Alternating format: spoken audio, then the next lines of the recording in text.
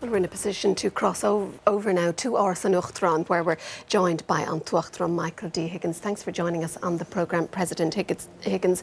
Tributes have been flowing in all day, led by your good self. Do they encapsulate the great man? Do they do our poet laureate justice?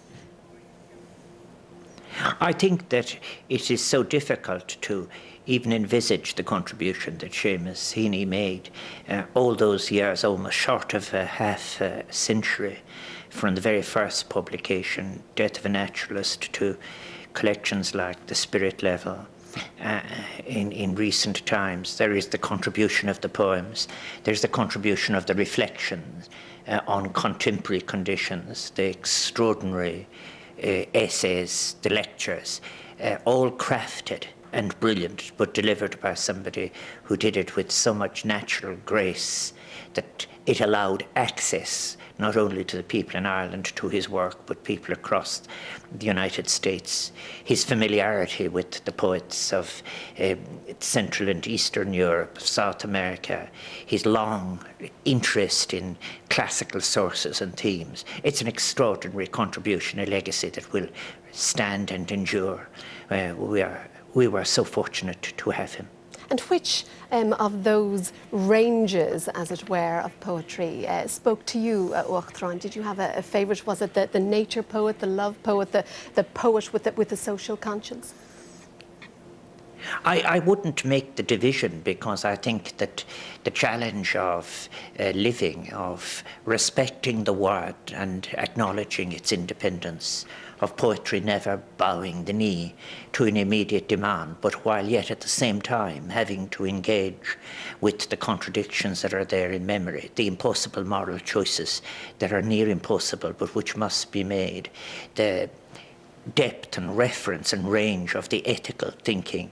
And certainly I was very moved by the essay, for example, The Redress of Poetry, or the wonderful poem, from the Republic of Conscience.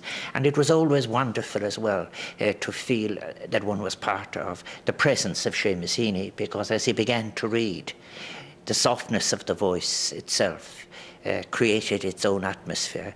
And those of us who were fortunate to have his friendship recognized the extraordinary amount of sheer love and affection that he brought to his friends. And for that reason, his loss must be just enormous to his family.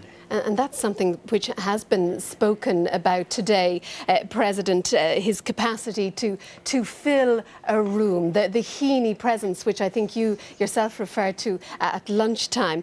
And you also spoke about the Heaney chuckle. Can you elaborate? Well, there wasn't any necessity to contrive a presentation. There was a naturalness, a kind of what I refer to as a kind of graceful presence.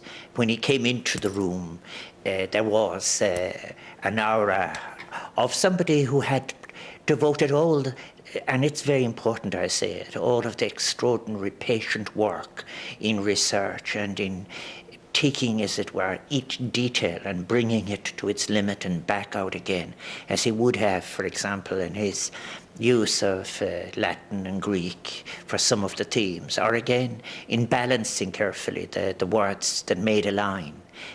All that work had been done, and you were in the presence of somebody who calmly now and with generosity was about to deliver and give you something extraordinary.